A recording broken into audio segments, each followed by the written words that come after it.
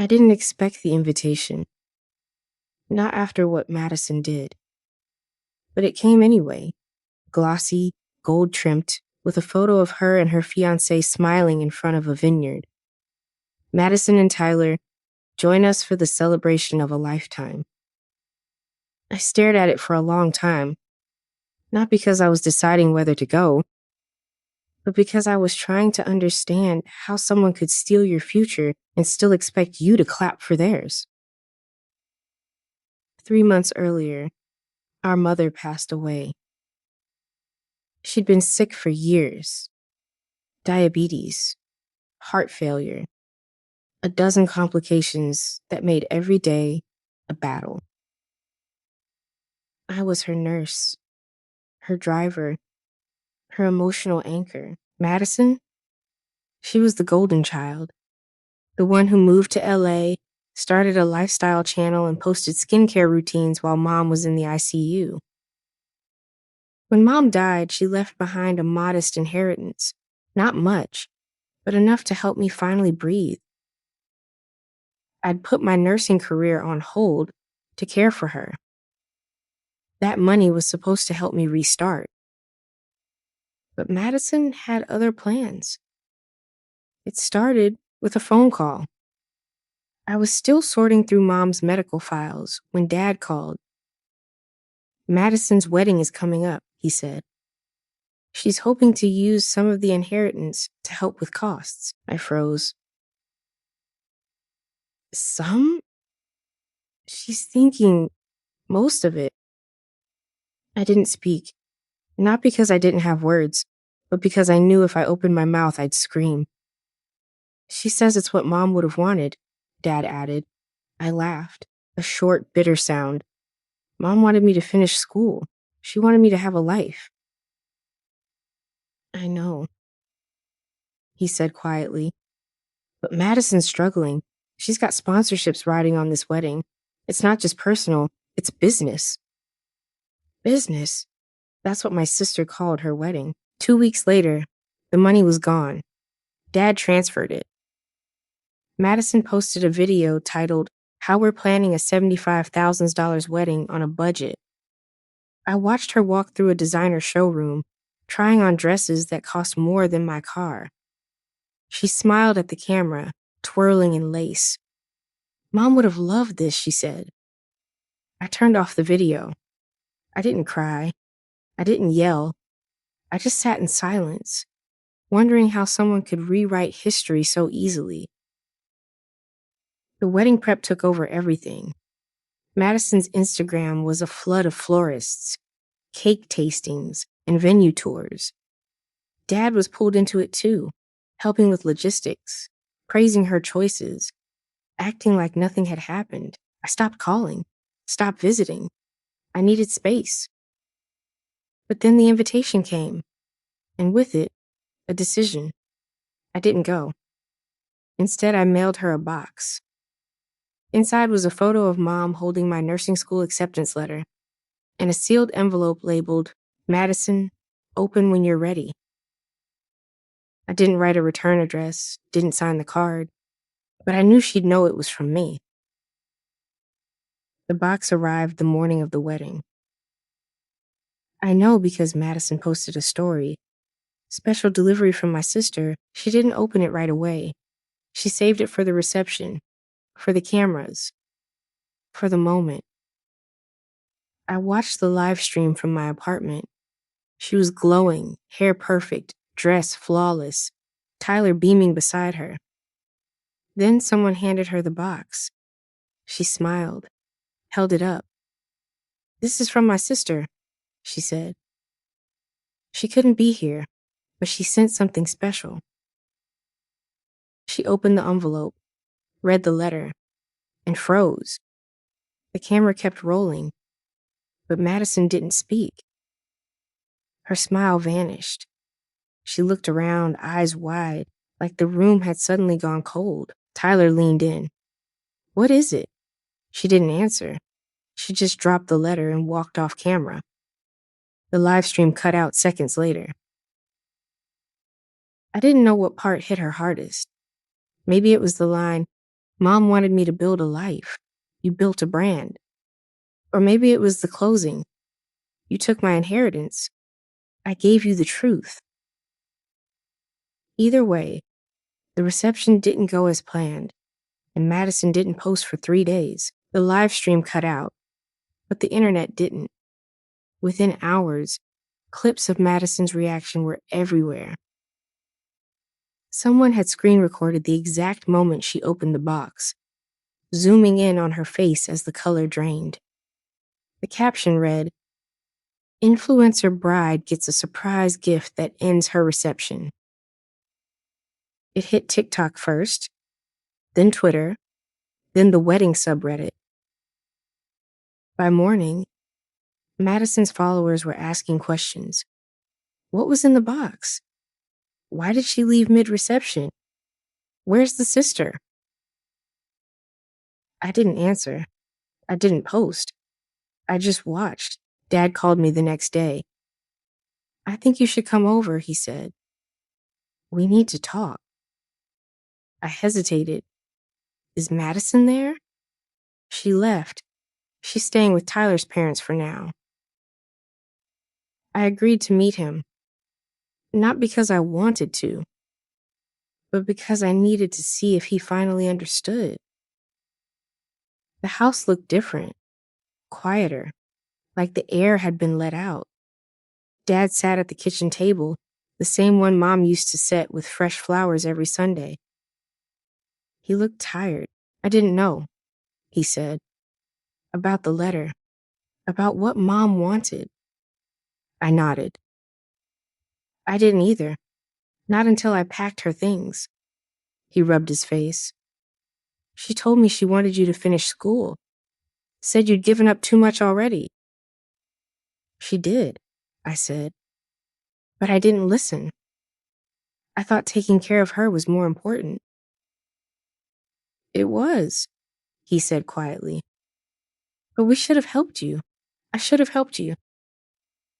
He slid a folder across the table. Inside were bank statements, insurance forms, and a checkbook.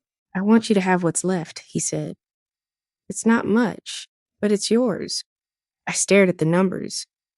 It wasn't even half of what Madison spent on the wedding. "I don't want it," I said. "Leena, I want you to understand something," I said, my voice steady. "This isn't about money. It's about respect, about being seen." He nodded slowly. "I see you now." That should have been enough. But it wasn't, because 2 days later, Madison posted a video. She was sitting in her car, makeup flawless, voice soft. "I want to talk about what happened at my wedding," she began. She didn't mention the inheritance, didn't mention the letter, just said she was emotionally overwhelmed and needed time to process. Then she smiled. "I'm grateful for everyone who's reached out. Your support means the world." I stared at the screen. She was spinning it, turning a moment of truth into another brand opportunity. That night, I got a text from Tyler. "Hey, just wanted to say I'm sorry. I didn't know about the inheritance. Madison told me it was a family decision." I didn't reply, because it wasn't a decision. It was a theft. The next morning, I opened Mom's letter again. I'd read it a dozen times already, but this time I noticed something new. At the bottom, in her shaky handwriting, she'd written, "Don't let them rewrite you." I didn't know what she meant at first, but now I did. Madison was rewriting me, turning me into the bitter sister who ruined her big day. The jealous one. The problem. I wasn't going to let that happen. I opened my laptop and started writing. Not a post. Not a rant. Just the truth. I wrote about Mom. About the years I spent caring for her. About the inheritance. About the box. I didn't name Madison. Didn't tag her, just told my story. I posted it on Medium, then shared it quietly on my private Facebook. I didn't expect much, but by the next day, it had 40,000 views. People started reaching out. Nurses, caregivers, sisters, daughters. They shared their own stories, their own sacrifices, their own heartbreaks. And suddenly, I wasn't alone. Madison called me 3 days later. Her voice was tight. You made me look like a monster. I didn't mention your name. Everyone knows it's me. Then maybe they know the truth. She was silent. Then she said, You could have just talked to me. I tried, I said. You didn't listen. I was planning to pay you back. No, you weren't. She hung up. I didn't cry. I didn't rage. I just sat there, feeling something I hadn't felt in months. Peace. Not because things were fixed, not because Madison had changed, but because for the first time, the truth was out there. And it wasn't just mine to carry anymore. The post kept spreading. By the end of the week, more than 300,000 people had seen it. Not because it was dramatic, but because it was real. People weren't just reading, they were responding. They shared their own stories. Sisters who felt ignored, daughters who felt forgotten, caregivers who gave up everything and got nothing back. I wasn't the villain in their eyes. I was a reflection of their pain. And Madison hated that. She tried to fight back, posted a video titled Setting the Record Straight. She looked polished, calm, rehearsed. Her hair was perfect, her voice steady, her smile carefully measured. I love my sister, she said, but she's clearly hurting, and I wish she'd come to me instead of the internet. She didn't mention the money, didn't mention the letter, just painted me as unstable. The comments weren't kind. You stole her inheritance. She took care of your mom while you were filming skincare routines. You owe her more than an apology. Madison turned off comments the next day. Dad called again. She's spiraling, he said, losing sponsors, getting hate mail. She brought it on herself, I said flatly. I know, he admitted, but she's still your sister.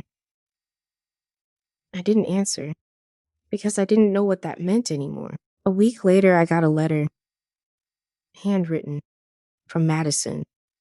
It wasn't long, just a few lines. I didn't realize what you gave up. I didn't want to see it. I thought I was the one who lost Mom, but you lost her every day for years. I'm sorry. I read it twice, then folded it and put it in my drawer.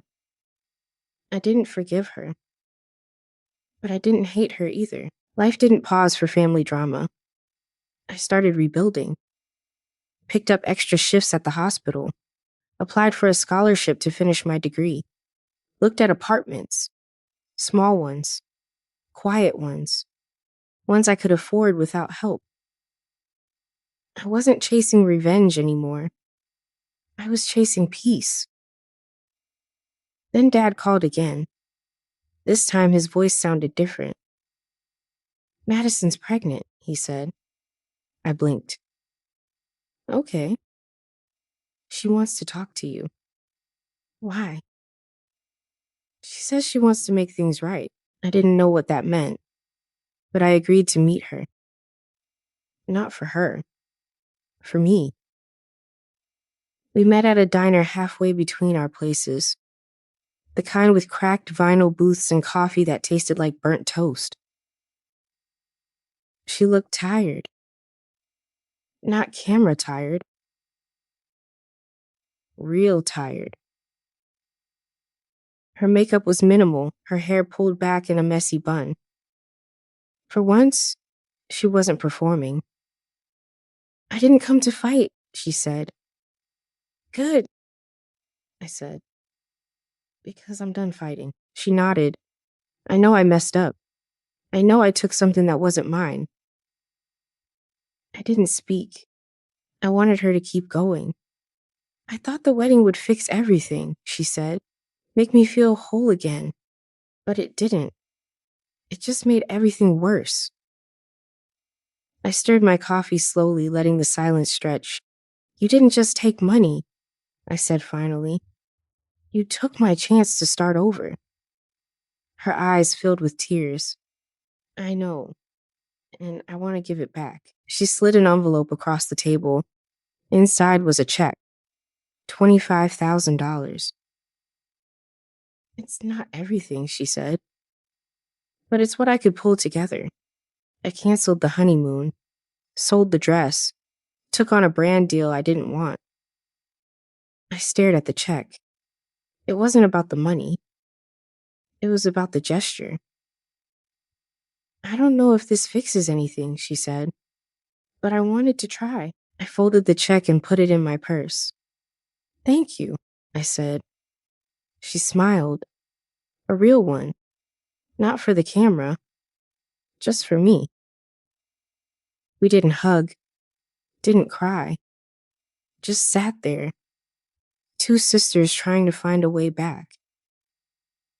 And for the first time in a long time, I believed we might. That night, I lay awake replaying the conversation, her words, her face, the way her voice cracked when she admitted she thought the wedding would fix everything. For the first time, I saw her not as the influencer, not as the golden child, but as a woman who was just as lost as I was. Maybe that was the beginning of something new. Not forgiveness. Not yet. But possibility. I didn't cash the check right away. It sat in my drawer for a week, tucked between Mom's letter and Madison's apology. Every time I opened the drawer, I saw it staring back at me, a reminder of everything I'd lost, and maybe of something I could still gain. I wasn't sure what I was waiting for. Maybe I needed to believe it wasn't just guilt money. Maybe I needed to believe Madison meant it. Meanwhile, life moved forward. I got approved for the scholarship, picked up weekend shifts at a pediatric clinic, found a one-bedroom apartment near the hospital. Small, quiet, with a view of the park. It wasn't much, but it was mine. I moved in with a mattress, a folding table, and a coffee maker. No designer furniture, no curated aesthetic, just peace. For the first time in years, I woke up in a space that belonged only to me. Dad visited a few weeks later. He brought a box of Mom's old cookbooks and a framed photo of the three of us from when we were kids. "I thought you might want this," he said, setting the box gently on my counter. I nodded. "Thanks." He looked around the apartment, his eyes scanning the bare walls, the secondhand furniture.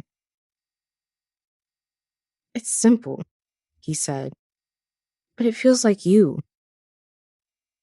That meant more than he knew. Madison didn't reach out again, not for a while. But I saw her posts, less polished, more real. She talked about slowing down, stepping back, reconnecting with what matters. I didn't know if that was for show, but I hoped it wasn't. Then one afternoon, I got a call from her. She sounded nervous, her voice softer than I'd ever heard it. "I'm putting together a video," she said. "Not for views, just for closure." "Okay, I want to tell the truth about the inheritance, about you, about Mom." I didn't speak. I wanted her to keep going. I know I messed up, she said.